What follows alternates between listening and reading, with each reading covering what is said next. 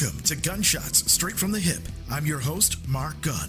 The views expressed on this program are those of the host and guests and not necessarily reflective of anyone or any entity associated with this broadcast. Welcome to another episode of Gunshots Straight from the Hip. My name is Mark Gunn, and today we are talking about basically the past being the future, so to speak. Sure. And my guest this afternoon, or my guest today, is Ron Schmidt, who is the executive producer of a project called This Field Looks Green to Me. Now, when I refer to the past being the future, this is a project that you've got in the works, but it's about a little-known Kentucky history. That's right. That's right. So the story takes place in Middlesboro, Kentucky, back in the early 50s. Mm-hmm. 8 guys got together. They got the manual marked from Little League Baseball in Williamsport, Pennsylvania.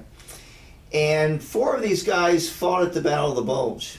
Oh, wow. Okay. And when these guys got back and got together in the late 40s, early 50s, and started their lives, they wanted to do something for kids in their town. Mm-hmm. They wanted to help kids make good changes in their lives so that they could, become productive citizens. Right.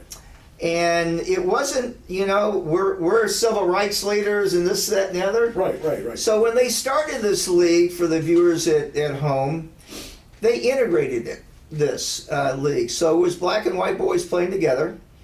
And this was the first integrated Little League program established in Kentucky. So this was well before Ranch Rickey and anything, bringing Jackie. Well, that was in '47. So this, okay. was a little after that. Yes. Mm-hmm. So we could say when we kind of look at today and then kind of look back, certainly Branch Rickey and Jackie Robinson, they made changes for all of us, I guess. Right. And so in this town, when these guys started this league, they made changes for the kids for their lives that they're playing together because the schools were segregated at the time. And so this was, Middlesboro is a unique town. I mean, the city itself was a bit integrated, except for black bathrooms and of course they didn't call them black in those days and things like that. So some of those things. I mean, we had the Jim Crow South thing. Right. But kids play together and stuff like that, but never in an organized sport like this. So I can imagine, even though the town was somewhat integrated, that there must have been some pushback. Yeah, of course, I wasn't there at the time. Right. But yeah, I'm told that there was. Harry Ho was one of the guys that. Well, he was kind of the main guy that started this league, and he got everybody around him. This guy was D-Day +2. He was at the Battle of the Hurwitz Forest, and he was about 6'3". And he was just a doer kind of stuff, Right. Not a big planner. We're going to do this. And, just like even today, you get pushback. And I know in interviewing him, he got pushback then too, so. Now, fast forward to 2022, 2023, or when were you made aware of this history and how did it, what was the genesis for launching this project? It was interesting because, when I think about this afterwards, so I coached baseball, youth baseball in Cleveland for about 24 years. Mm-hmm. And I started with my kids and I continued coaching after they grew up and everything. And I just kind of started thinking about where I learned baseball. So I went back to Middlesboro one weekend and ran into a buddy of mine that I had played baseball and football with. And he said to me, did you know that Harry Ho said that the league that we played in, the Middlesboro Little League program, was the first integrated league in, he said the South. It was in Kentucky. Right. There was another one in Virginia. So we could say maybe the second in the South. And I said I really had no idea. Okay, so for those that don't know, who's Harry Hope?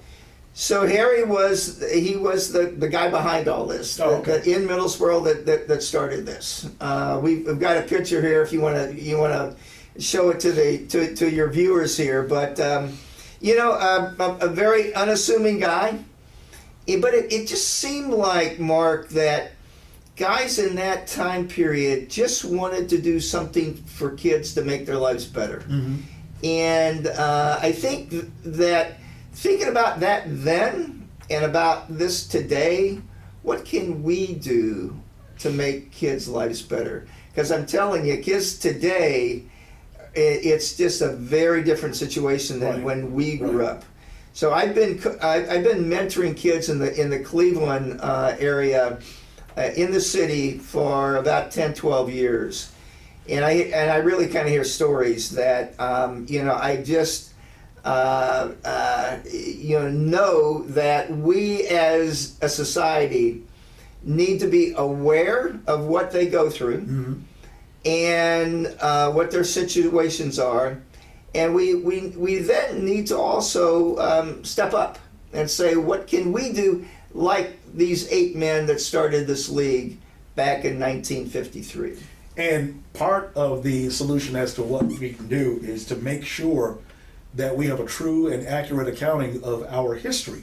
And once again, we're talking with Ron Schmidt, who's the executive producer of This Field Looks Green to Me. It's an upcoming project. And this is a history that, to your point, a lot of stories were told, but it's a history that wasn't really well known, right?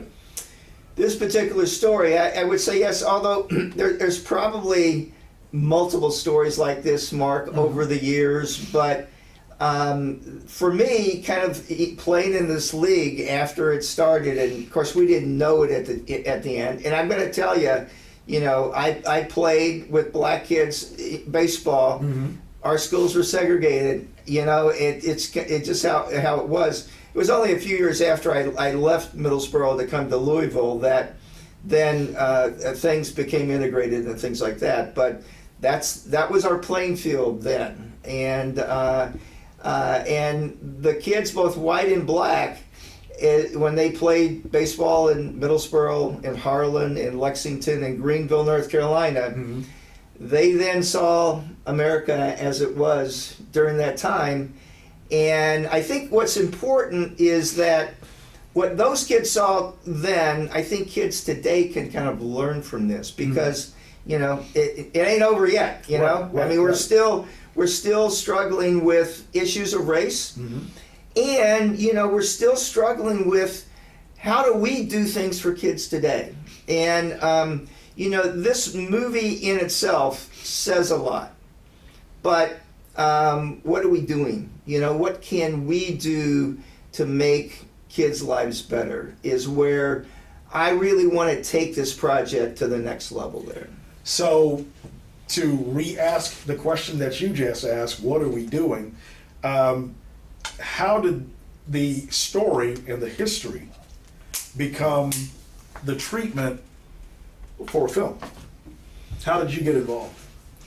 I was I went to see Harry, and Harry was kind of telling me all this kind of stories and everything. Mm-hmm. And I was with an archivist at Oberlin College up in Ohio, and I was kind of telling him the story. Mm-hmm. And he said, you should make oral history recordings of the guys that played in the league and that were part of the eight guys and all this kind of stuff. And so I did. I went down to the Kentucky Historical Society in Frankfort. Mm-hmm. Met with 2 people there. They told me all the equipment to get and all this kind of stuff. So right now, after 50 hours of recordings, they're all archived at the Kentucky Historical Society in Frankfort. Wow. And from there, I just, one thing led to the other. And, I think Appalachia gets a bad rap, has always. to me, you know, for people to be able to see Appalachia, I think is important. And I think a movie really does does really the most honor to the story rather than writing a book. Now we're going to dig into the weeds a little bit because one doesn't just get the idea to make a movie and boom, all of a sudden, there it is. You're having to go through a lot of processes, talk to a lot of people in order to A, get the movie funded, B, get the resources you need to get them. And I know we had an earlier conversation a few weeks ago about the idea and who you were starting to talk to back then. And since we've talked, you've had a chance to meet with quite a few different people about this whole idea, right? Sure. Let me just kind of go back to the steps. So, you know, I was, you know, we don't live by ourselves. We live in a community of people, and Right. communities, you know, then generate projects and generate art and generate stories and things like that.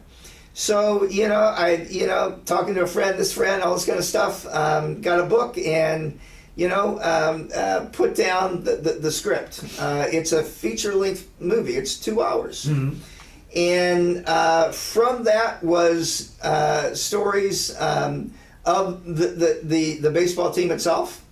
I wanted for the audience to really be able, and really for kids, to really be able to connect. So I chose 3 kids.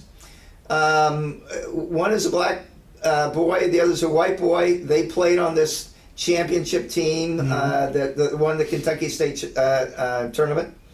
And then one is a girl. I fictionalized her. Oh, okay. Her name is Sadie Mae.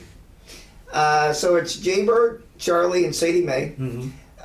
Sadie Mae's fictionalized. I didn't know her, but I knew her father, so to speak. Right. So her father is a real person in this movie. But I think, Mark, that anything that you do to get people to, you know, kind of start believing, being able to empathize, being able to kind of connect with that story and connecting with people today, you need you need, you know, for you know, to get the characters right and things like that. And that's kind of what I did in that way. So in developing the different little things that they do, you know, it really revolves around these 3 kids. This story is not a baseball story, guys. It's a story about relationships. Right. It's a story that we can all relate to, whether we like sports or not, because it's about 3 kids as they journey through this year when this team goes to the Kentucky State Championship. Now, how far along are you in the process, and have you had any major steps toward getting this started? You know, it's kind of how you count, you know, because obviously you need money to do this. Right. You know, we have a budget, and you know, I talk to people all the time about this. But really, kind of what's more important is that at the end of the day, it's done right and it's done well.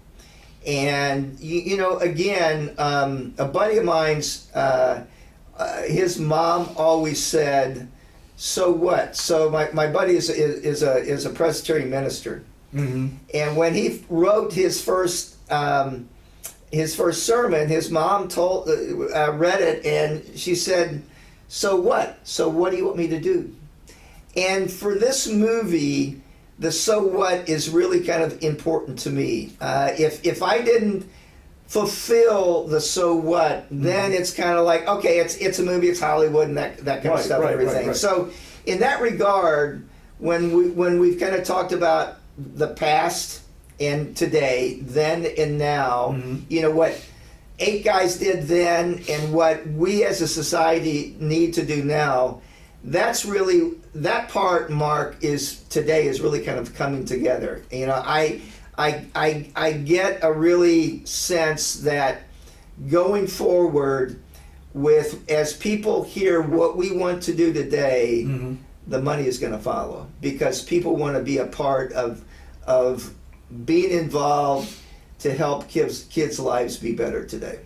So we're going to play a little fantasy booking as far as the cast. So if budget was no object, have you thought about any actors or actresses that you want in particular roles? Yeah, of course. We got mostly kids, Right. obviously, but there is a narrator in this. And voices are, there's some voices just everybody knows the voice. Right. So I haven't talked to Morgan Freeman. I mean, he hasn't called me to ask if he can do this, but Morgan Freeman would be the guy. Right. And that's why in our budget we have a little bit more money. The budget is right under $10 million. Okay. Not a lot of money when it comes to making films and things like this. But some is to get somebody like that. The other, Charlie's mother, has a short place in this. Now, Charlie's black. Right. And his mother has a short, but really effective. I mean, just really incredible. And, writing this and thinking about this, Octavia Spencer has to be the woman for this. Has to be the woman for this. Right. Yeah. So, other than kids, and who knows about kids and things like that. Right. So, yeah. All right, so Morgan Freeman, Octavia Spencer. Yeah. Okay. Yeah. Okay. And I'm sure you have their direct call, their direct number there. Morgan, Yes. brother, call me.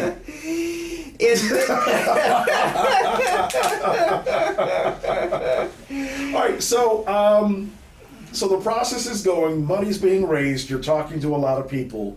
Do you have a projected start and finished production date? If we had the money now to be able to start the planning and everything, we should be able to shoot this year, in 2024. I'm sorry. Oh wow, okay. And so that's kind of what we're kind of shooting for there. So yeah. 2024. Yeah. Okay. So yeah. once again, the name of the upcoming movie is This Field Looks Green to Me, and it's the history of the first integrated baseball team, kids baseball team here in Kentucky. And I'm talking with Ron Schmidt, who is the executive producer. Again, the Get, Morgan Freeman, Octavia Spencer. That's And I'll tell you one more get. okay. So I mentioned that, why a movie? One is just to see Appalachia. Yes. And we haven't kind of gotten into other filming places yet, too, on this. But music is also really important to this. Any movie that you see, usually you hear the music before you see anything. Exactly. And if that music doesn't grasp you, then then people like turn it off, they click away or whatever. Well, I was privileged, so to speak, to see Mavis Staples sing, of the Staples Singers, and her daddy and then her and her sister. I heard her sing at Chautauqua Institution this summer. Oh wow. And Mavis is 85 or 86 or something like that. She grew up in music through the time period that we're talking about right now. Right. And not only would I like her to be a part of this, but I would like her to mentor one of the kids that I mentored, not on the music side, but I mentored him since 8th grade, and now he's in his 3rd year at Oberlin Conservatory, Nice. playing classical music, or classical guitar, I'm sorry. And what would be, I think, really fitting for a story about how coaches and mentors change kids' lives, to have Mavis Staple mentor Damien Goggins, to me, this would just be what we're talking about. You know, we're doing what we preach. You know, that we're taking kids that you know, have so much talent, and giving them the opportunity to use their talent. That really, Mark, is kind of what this whole story is about. These men gave these kids the opportunity to use their talents. We need to make it we need, as a society, to help kids, you know, give them that opportunity to use their talents. And we start with, not he's going to be the greatest football player. Right. Education. Everything is on education. So, you know, my whole mentoring approach is, you know, if you play football, that's great. You play basketball, you know, whatever. But it's about getting that degree and then what you can contribute to society after that. Now, once again, the name of the film is This Field Looks Green to Me. It is an upcoming project with Ron Schmidt, the executive producer. Now, if people wanted to learn more about the project or find out ways that they can actually help in the effort, how can they do that? We have a good website, and the website is very informative. So the website is thisfieldlooksgreen2me.com. That's easy to remember. It's easy to remember. The first thing you see is an interview that was on TV that was done down in Lexington a couple years ago, and then right after that is a clip that I kind of produced, but didn't actually do the filming part. It's an 8-minute clip that talks about how this league was formed, what these kids did. And then it flows over into today, what kids are challenged with today, and then what we can do to help these kids to have better lives. It's all about walking what you're talking, and Ron is definitely doing it. Once again, the name of the movie, upcoming, This Field Looks Green to Me. Go to the website, check out all the information there, and we're definitely going to keep up with you to see how much progress you're making as time goes on. Sure, good. Ron Schmidt, thank you so much. Very Another good. episode of Gunshots Straight from the Hip. Take care.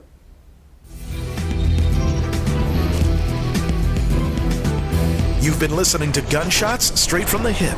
The views expressed are those of the host and guests and not reflective of any business entity or anyone associated with this broadcast. If you have any comments or want more information on how to be a sponsor, log on to our website at markgunmedia.com or call us at 502-407-0283. That's 502-407-0283. Thank you for listening. Mark Gun Media. No hype, no hoopla, just damn good work.